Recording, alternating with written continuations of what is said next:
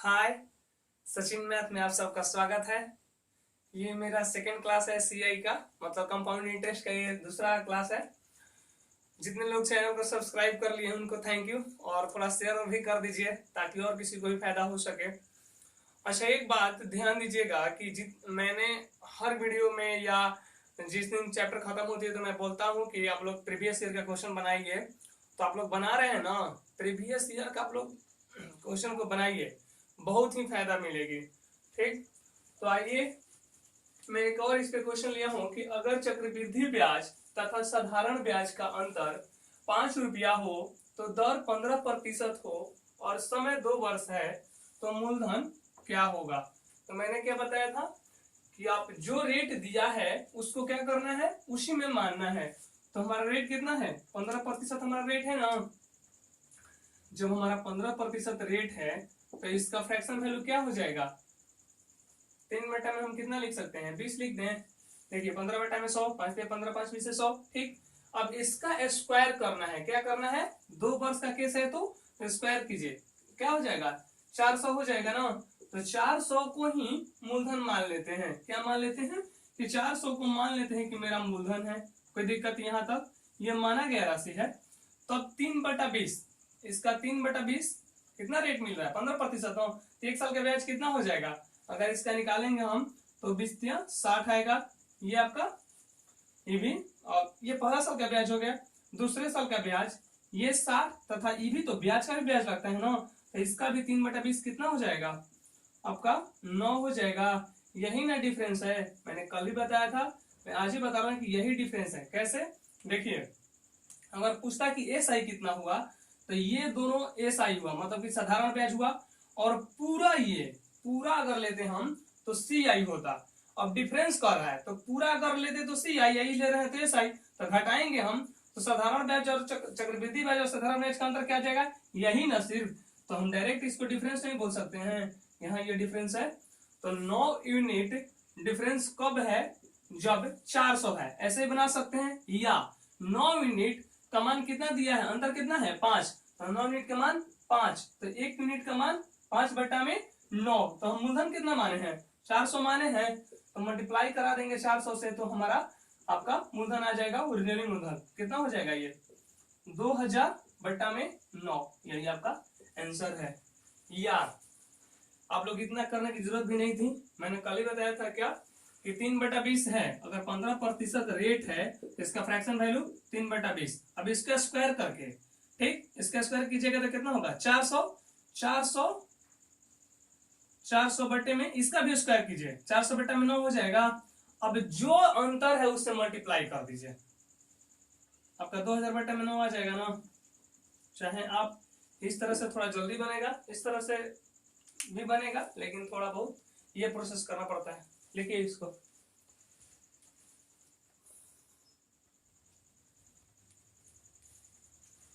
अगला क्वेश्चन है कि 225 रुपया की राशि 2 वर्षों में 256 रुपया हो जाती है तो ब्याज की वार्षिक दर क्या है। मतलब कि 225 रुपया पहले थी और 2 वर्षों में कितना हो गई, 256 रुपया। तो मान लेते हैं कि हमारे पास पहले 225 रुपया था, अब कितना हो गया, 2 वर्षों के बाद 256 रुपया। कोई दिक्कत यहाँ तक।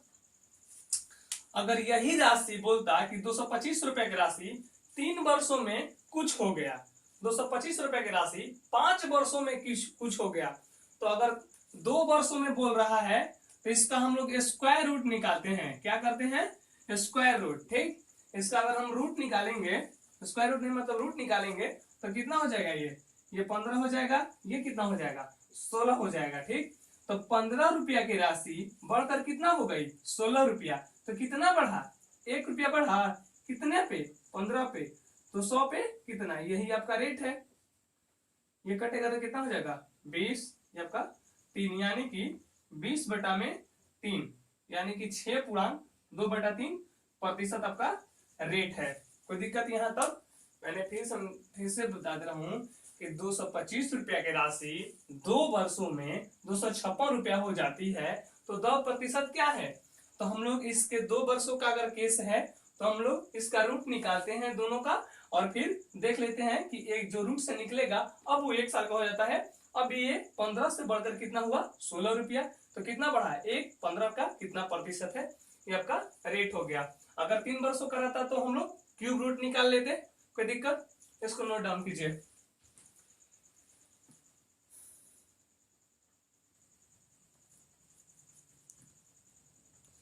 अगला क्वेश्चन है कि 1000 रुपया 3 वर्षों में किसी चक्रवृद्धि ब्याज की दर से 1331 हो जाती है तो वार्षिक ब्याज की दर क्या है। कितना, 1000 रुपया 3 वर्षों में, तो 1000 रुपया 3 वर्षों में कितना हो गया 1331। 1000 आपका 1331 रुपया हो गया कितने वर्षों में, 3 वर्षों में। तो मैंने क्या बताया कि अगर इस तरह का है तो क्यूब रूट निकालिए, इसका क्यूब रूट इसका भी निकालिए, कोई दिक्कत। ये कितना हो 10 का क्यूब है और ये आपका 11 का क्यूब है, 11 का क्यूब 1331, 10 का क्यूब 1000। ठीक, अगर 3 वर्षों का है तो क्यूब रूट, 2 वर्षों का है तो क्या बोलते हैं स्क्वायर, मतलब कि रूट निकालेंगे सिर्फ और वहां से देख लेंगे। तो 10 रुपया की राशि बढ़कर कितना हुई 1 साल में 11 रुपये, तो कितना बढ़ा 1 रुपया कितने पे 10 पे, तो 100 पे कितना, क्या ये रेट है। तो हम लोग यहाँ से क्या निकाल सकते हैं 10% इसका रेट है, कोई दिक्कत, नोट डाउन कीजिए इसको।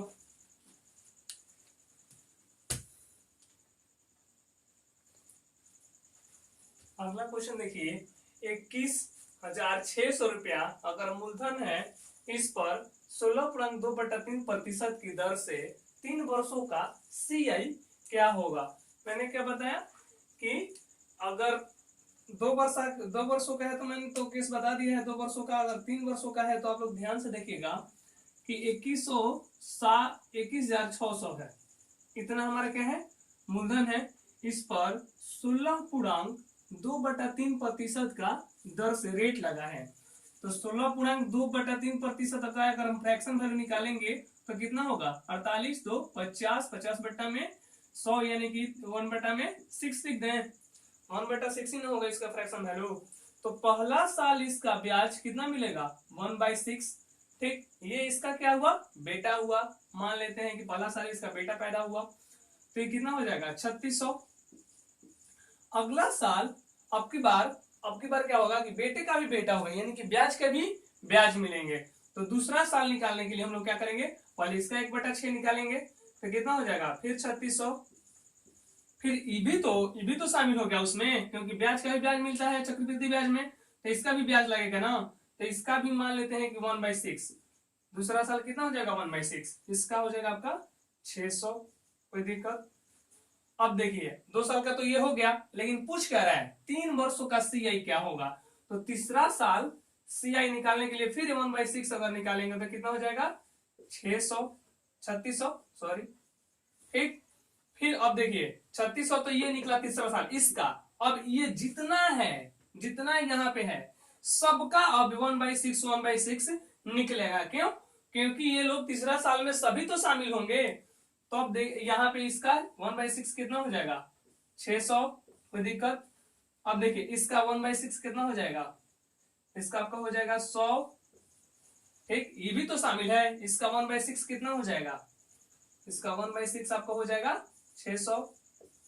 अब आपका टोटली 3 साल का फाइनल आ गया। ध्यान से देखिए, ध्यान से 1 मिनट, अगर 21,600 मतलब 21,600 रुपया है, अगर सबका दर दिया है 16.2/3%, तो इसका फ्रैक्शन वैल्यू मैंने क्या निकाला 1/6। पहले साल का ब्याज 1/6 निकाले तो कितना आया 3600 रुपया। अब दूसरे साल का मैं ब्याज निकाला तो दूसरे साल का 1/6, इसका 1/6 3600, और ये भी तो शामिल हो जाएगा उसमें, या आप जोड़ के एक ही बार निकाल लीजिए या अलग अलग भी निकाल सकते हैं। तो हम जब अलग लिख रहे हैं तो अलग ही निकाल लेते हैं। तो इसका 1/6 600 रुपया आया। जब ये 600 आ गया तो ये तो 2 साल का हुआ, ये और ये, लेकिन अब 3 साल का निकालना है तो फिर इसका 1/6 3600। अब देखिए अब इतना है, ये सब तो शामिल है, तो सबका 1/6 निकलेगा ना, तो इसका 1/6 600, इसका 1/6 100 रुपया, इसका 1/6 600। अब आपका 3 साल का ओवरऑल CI आ चुका है। तो ये सभी को अगर हम जोड़ेंगे जितना है, ये टोटल क्या है, ये आपका CI है, कोई दिक्कत। अगर ये सही पूछता तो ये तीनों सिर्फ ऊपर वाला ही SI होता, डिफरेंस पूछता तो ये पूरा का पूरा, ये जो नीचे का आप देख रहे हैं ये वाली पोर्शन, ये आपका डिफरेंस हो जाता, कोई दिक्कत। और ये वाला जो बीच का है ये, इसको ये क्या है, सिर्फ ये आपका SI हो जाता। यहाँ पे दिखाई दे रहा है ना, आप पूछ क्या रहा है हम लोग का CI, तो CI बताइए 1 2 3 यानी कि 3603 बार है, तो क्या हम 3600 गुणा 3 लिख सकते हैं, प्लस 600 कितना बार है, 3 बार है, तो 600 गुणा 3 प्लस कितना है, 100 रुपया है, फिर 100 रुपया। तो बताइए तो ये कितना हो जाएगा, 36 3 108 यानी कि आपका 18 हो जाता है ये, ठीक, 9 1 10 हो जाता है यानी कि 108 00, कोई दिक्कत, प्लस 1800 होता प्लस 100 रुपया होता। अब आप लोग जोड़ लीजिएगा, यही आपका CI हो जाएगा। अब जोड़ लीजिएगा ना, थोड़ा नीचे जगह कमी है, ठीक। इसको हम एक और तरीका से ही बना सकते हैं, मैंने बताया भी था कि इसको रफ कर, मैं इसको रफ कर लेता हूँ, ध्यान से देखिएगा कि अगर 21,600 रुपया है और 3 साल का हमको CI निकालना है, तो मैंने क्या बताया था, इसका आप लोग 1/6 निकालिए, तो 1/6 कितना आया था, 3600 ना, तो 3600 का 3 बार मल्टीप्लाई कीजिए, फिर इसका 1/6 निकालिए, इसका 1/6 कितना हो जाता, 600, तो 600 को भी 3 बार मल्टीप्लाई कीजिए, अब की बार इसका भी 1/6 निकालिए, तो कितना आता, 100। अब इन सभी को जोड़ दीजिए आप, यही आपका CI है, कोई दिक्कत, आपका जो मन है वो लिखिए। अगला क्वेश्चन है कि मान लीजिए कि आपका मूलधन आपका कितना दिया है, 5120 रुपया, रेट कितना है 12.5%, टाइमिंग कितना है 3 वर्ष, तो चक्रवृद्धि ब्याज क्या होगा, साधारण ब्याज क्या होगा, डिफरेंस क्या होगा। मतलब लैंग्वेज में ही देकर मैंने सिर्फ डाटा लिख दिया। तो यहाँ पे देखिए हर वर्ष तीनों वर्ष रेट समान है, ये नहीं ना है कि पहला साल 4% है तो अगला साल 10%, तो अगला साल 20%, ऐसा तो नहीं है, हर साल कितना है 12.5% ही है। तो मैंने जो सेकंड वाला बताया था आप लोगों को, सेकंड तरीका से बनाइए, उस तरीका से ये जल्दी ही बन जाएगा। तो आप लोग देखिए ध्यान से कि अगर 5120 है, कितना है हमारा मूलधन दे रखा है 5120 रुपया, ठीक। तो इसका अगर हम फ्रैक्शन वैल्यू इसको बदलते हैं तो 12.5% का कितना हो जाएगा, 1/8 हो जाएगा। तो इसका 1/8 निकालिए, अगर 1/8 निकालिएगा तो ये कितना बार में कटेगा, 8 48 8 का 20 यानी कि 640। देखिए यहाँ से 64 बार में कट जाएगा, ये 8 का क्यूब 512 होता है, 8 का क्यूब होता है ना, तो अगर 1/8 से करें तो 64 640, कोई दिक्कत। इसको मैंने बोला कि अगर 3 वर्षों का केस है तो 3 से मल्टीप्लाई कीजिएगा, मतलब 3 बार इसको, ठीक। अब 640 का 1/8 निकालिए, अगर इसका हम लोग 1/8 निकालेंगे तो कितना हो जाएगा आपका 88 64 यानी कि 80 रुपया हो जाएगा। तब इसका भी 3 बार कीजिए मल्टीप्लाई, ठीक। अब जो लास्ट वाला आ रहा है इसका 1/8 निकालिए और छोड़ दीजिए, सिर्फ इसका 1/8 कितना होता 10, कोई दिक्कत। इसका 1/8 पहला देखिए, पहला अगर जितना मूलधन दिया है और रेट जितना दिया है, 3 वर्षों का केस है तो 1/8 करके आप 3 से मल्टीप्लाई कीजिए, फिर इसका 1/8 निकालिए, फिर 3 से मल्टीप्लाई कीजिए, सिर्फ इसका निकालना है, ये नहीं कि मल्टीप्लाई करके निकालिए 1/8, नहीं नहीं नहीं, सिर्फ ये जो राशि आ रही है इसका 3 बार मल्टीप्लाई करना है, फिर इसका 1/8, सिर्फ इसको ऐसे ही छोड़ देना है, मतलब इसको एक ही बार में लाकर छोड़ना है, ज्यादा 2 से नहीं मल्टीप्लाई करना है, ध्यान दीजिएगा यहाँ पे, ये नहीं कि 2 फिर 1, जैसे कि हम लोग 2 साल के केस में क्या करते थे, इसका 1/8 निकालते तो 2 बार और इसका 1/8 निकालते तो छोड़ देते, लेकिन 3 साल में ऐसे है, ठीक, कोई दिक्कत। तो यहाँ देखिए ये आपका क्या क्या पूछा है, CI SI क्या है, तो ये वाली पोर्शन पूरा क्या हुआ SI, मतलब कि सिंपल इंटरेस्ट, साधारण ब्याज। अब टोटल अगर हम मिलाएंगे, टोटल जितना यहाँ पे आया हुआ है ये सभी के सभी, ये हुआ आपका CI यानी कि कंपाउंड इंटरेस्ट, इसको चक्रवृद्धि ब्याज बोलते हैं।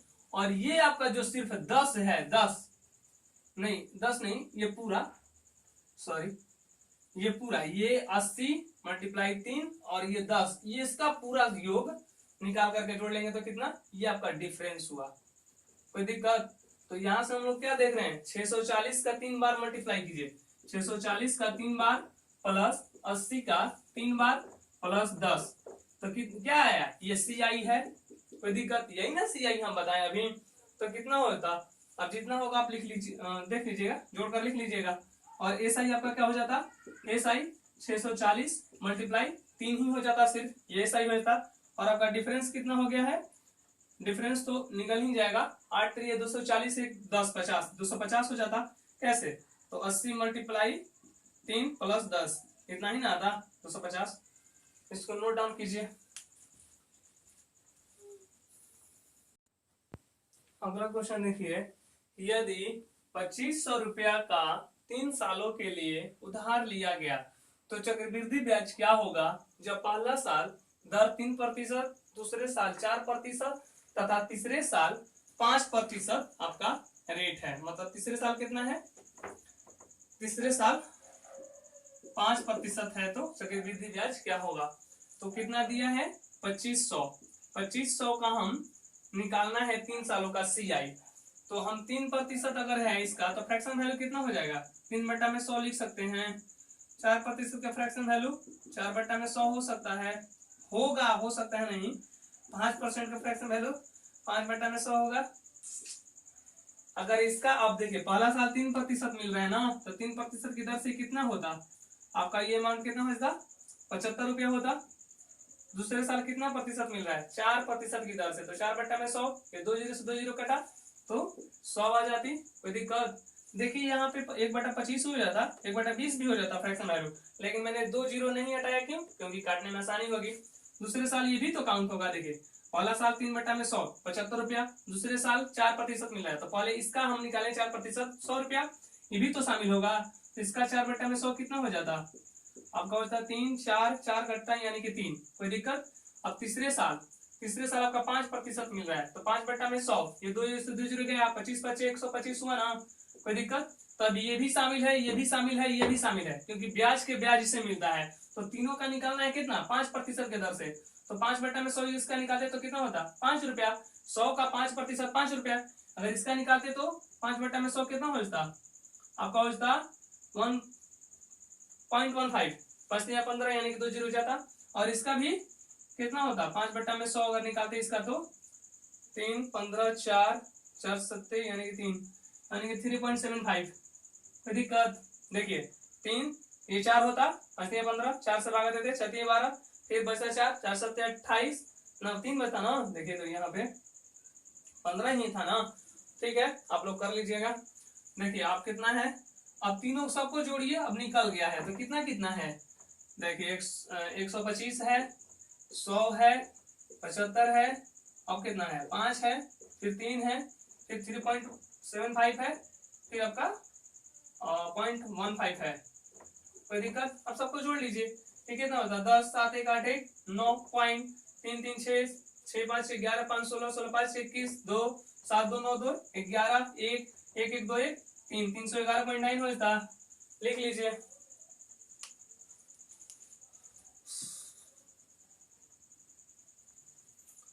अगला क्वेश्चन है कि 8,000 रुपया का 5% के दर से चक्रवृद्धि ब्याज पर लिए जाते हैं, तो 2 वर्षों के बाद मिश्रधन क्या होगा। मिश्रधन क्या है, जो दिया है मतलब मूलधन एक है, मान लेते हैं कि हमारे पास 5 रुपया है, कुछ दिनों के बाद मेरे पास 5 रुपया के ब्याज हमको मिला 15 रुपया, मतलब 5 साल या 20 साल में मिला। मान लेते हैं कि 5 रुपया का ब्याज हमको कंपाउंड इंटरेस्ट से, चक्रवृद्धि ब्याज से कितना मिला 15 रुपया, तो 20 साल के बाद कितना हमारा टोटल अमाउंट हुआ 15 ये और 5 ये जोड़कर 20 रुपया। उसी तरह से मतलब मिश्रधन क्या है, मिश्रधन वो है जो मूलधन के बाद जितना परसेंट के रेट से जितने वर्षों में ब्याज मिला उस सबको जोड़ते हैं, तो वही क्या है मिश्रधन है। यानी कि 8,000 रुपया का 5% के दर से चक्रवृद्धि ब्याज दिए जाते हैं, तो हम 8,000 रुपया का 5% के दर से निकालेंगे ना, तो 5/100 हो जाएगा, 5/100 होता, तो देखिए तो ये 2 जीरो से 2 जीरो जाता, 8 5 40 यानी कि 400 होता। दूसरे साल भी कितना मिलता 400 ना, 5/100 भी फिर मिलता, और फिर इसका भी मिलता 5/100 यानी कि 20 रुपया। देखिए तो 2 जीरो 2 जीरो था 20 ना, तो ये टोटल कितना हुआ, 2 वर्षों का सीआई कितना निकला, 400 400 800 820 रुपया। तो टोटल अमाउंट कितना हो गया, 2 वर्षों के बाद मिश्र धन कितना होता, 8000 मूलधन है, 8000 आपका मूलधन है। और टोटल देखिए यहाँ पे देख लीजिए, 8000 आपका मूलधन है टोटल, प्लस सीआई कितना हुआ, ये टोटल मिलाकर सीआई होता है ना, तो 400 400 800 ये 20 यानी कि 820 रुपया। तो टोटल कितना हो जाएगा, 8820 रुपया। यही आपका आंसर है। या आप इससे भी जल्दी मैंने कैसे बताया कि 8000 का आप लोग निकालिए कितना, 1/5/100 यानी कि 5% रेट है ना, तो 5% रेट है तो 5/100 निकालिए तो कितना होता, 400 होता। तो 400 को 2 बार मल्टीप्लाई कीजिए, 2 वर्षों के केस में 2 बार, फिर इसका 400 का 5/100 निकालते, अगर 5/100 निकालते तो कितना आता आपका, इसका 100 कटता है यानी कि 20, कोई दिक्कत, तो ये भी तो उतना होता है, ये भी कितना होता, 800 + 20 यानी कि 820, ठीक। और कितना था मूलधन, 8000 था ना, तो 8000 + 820 कितना आया, 8820 रुपया आया। आप इसे बनाइए, ये सेकंड तरीका हुआ आपका, और ये आपका फर्स्ट तरीका।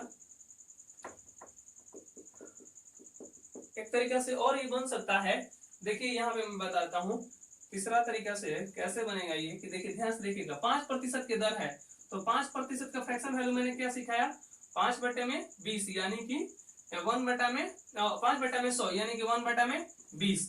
तो 20 रुपया की राशि पे 1 रुपया बढ़ रहा है, यानी कितना हो रहा है, 21 रुपया। तो 2 वर्षों का केस है तो 2 बार लिखिए, फिर 20, फिर कितना होता है ये, फिर 21 होता, ठीक। अगर 3 वर्षों का केस है तो फिर 20 फिर 21, अगर 4 वर्षों का केस है तो फिर 20 फिर 21, मतलब जितने वर्षों का केस है नीचे बढ़ाते चल जाएंगे, ठीक। ये देखिए ये आपका आता है प्रिंसिपल, तो 20 20 400 हुआ, ये आपका क्या आया, प्रिंसिपल। 20 20 कितना हुआ, 400 ना, 20 स्क्वायर, और ये कितना होगा 441, कोई दिक्कत। तो ये प्रिंसिपल है, ये प्रिंसिपल होता है और ये मिश्र धन होता है, ठीक। और दोनों का डिफरेंस क्या हो जाएगा, ब्याज, यहां से सब निकल जाता है। तो देखिए 400 का मान कितना क्वेश्चन में दिया है, 8000 दिया है, तो 8000 ये कटेगा कितना बार में, 2 0 से 2 0 कहता, फिर आपका 20 हो जाता है। तो 441 यूनिट का मान 20 से अगर मल्टीप्लाई कराएंगे तो इधर को लिख लेंगे तो कितना होता, देखिए तो 2 8 8 0 नहीं होता। चाहे आप ऐसे बनाइए या आप ऐसे बनाइए या आप ऐसे बनाइए, एक तरीका और है। हाँ अभी तो 2 तरीका है, एक लोग सूत्र में बनाते हैं वैसे ही बन जाएगा, मुझे तो खुद सूत्र उतना मतलब सूत्र के तो हम चक्कर में ही नहीं रहते हैं, आप लोग कंसेप्ट को समझिए बनाइए। एक तरीका से और हो सकता है कि 5% तो 2 वर्षों है ना, तो 5% + 5%, तो 5 5 10 + 5 × 5 a प्लस आता है ना एक formula, a + b × a plus a × b बटा में 100, तो ऐसे भी निकल जाता है कि 5 + 5%। देखिए यहाँ पे थोड़ा सा मैं बता देता हूँ चौथा टाइप पे, चौथा तरीका से कि आप लोग कैसे बनाते, 5% + 5% + 5 × 5 बटा में 100, ये कितना होता है 5 + 10 और ये 25, तो 10 + 25 बटा में, देखिए 25 बटा में 100 होता है, यानी कि 0.25, तो 10.25% होता, इतना होता आपका क्या रेट, 2 वर्षों में इतना मिलता। तो हम लोग 8000 का इतना परसेंट निकाल लेंगे, 8000 का 10.25% अगर निकालते तो ये बट्टा में जाता 100 और ये परसेंटेज के लिए भी 100, यानी कि 1 0 1 0 ये कटता, फिर आपका ये कटता, फिर आपका ये कटता, यानी कि 10 नीचे है और ऊपर में 8 है। तो ये 5 से ज्यादा ना, तो 5 से ज्यादा तो कितना होता, देखिए 5 2 10 0 5 25, अब देखिए 5 2 10 यानी कि 4, अब अगर घटाते तो 5 20 20 होता और 5 चौका 20 यानी कि 0, अब 2 चौका 8 यानी कि 820 रुपया हुआ। तो मूलधन है 8000 और 820 रुपये ब्याज निकला, तो 8000 + 820 रुपया कितना हुआ, 8820 हुआ। अभी 2-3 तरीका से और बन सकता है, एक और तरीका है, अब लिखिए अब जगह नहीं है, आप लोग कोई भी एक तरीका अपनाइए और क्वेश्चन को जल्दी सब कीजिए बनाइए। अगला क्वेश्चन है कि 12.5% की वार्षिक दर से 3 वर्षों का सीआई तथा एसआई का अंतर 125 रुपया है, तो मूलधन क्या होगा, मतलब मूलधन निकालना है, लेकिन मूलधन रेट दिया है ना हमको, रेट कितना है 12.5%, तो 12.5% रेट अगर निकालेंगे तो कितना हो जाएगा 1/8 आएगा ना। तो इसका आप क्या कीजिएगा, मैंने स्क्वायर वाले में जैसे कि 2 वर्षों का केस था तो मैं इसका स्क्वायर कर रहा था, 3 वर्षों का है तो इसका क्यूब कीजिए। 512 का तो 512 को ही मूलधन मान लीजिए। अगर 512 मूलधन है तो इसका 1/8 पहला साल मिलता, ब्याज मिलता ना पहला साल, कितना होता 64। दूसरा साल भी ब्याज मिलता, कितना होता 64। अभी भी इसका भी तो ब्याज मिलता, इसका 1/8 64। और तीसरा साल भी 64 मिलता 1/8। अब देखिए इसका भी मिलता है, इसका भी मिलता है, इसका भी मिलता, तो 1/8 इसका कितना है, इसका 8, इसका 1/8 8, कोई दिक्कत। और इसका 1/8 तो 64 नहीं होगा, सॉरी 1/8 8 ही होगा, तो इसका 1 हो जाता ना, और इसका 1/8 कितना हो जाता 8। यानी कि देखिए अब ध्यान से देखिएगा, ऊपर वाला ये तीनों क्या हो जाता है, ये सिंपल इंटरेस्ट हुआ, और पूरा के पूरा मिला देंगे सब, यानी कि सब ही ये टोटल, तो आपका क्या हो जाएगा CI, और ये हो गया SI। और इन दोनों का अंतर क्या है, ये वाला होता है, ये जो रेकरिंग कर रहे हैं ये पार्ट में, ये है आपका डिफरेंस, अंतर, यही अंतर है। तो अंतर कितना है 8 + 8 + 8 24 से 25, तो 25 यूनिट का मान, 25 यूनिट का मान क्वेश्चन में क्या दे रखा है 125, तो 1 यूनिट का मान 125 बटा में 25 हो जाता। तो हम कितना यूनिट माने हैं 512 माने हैं ना, तो 512 यूनिट का मान क्या हो जाएगा, यहाँ सबका मूलधन आ जाता, ये होता 5 12 25 60 25, यानी 2560 रुपए आपका मूलधन आता। कोई दिक्कत। तो आज के लिए इतना ही, मिलते हैं अगला क्लास में आप लोगों से, और आप लोग सेट प्रैक्टिस जरूर कीजिएगा, ठीक, बाय।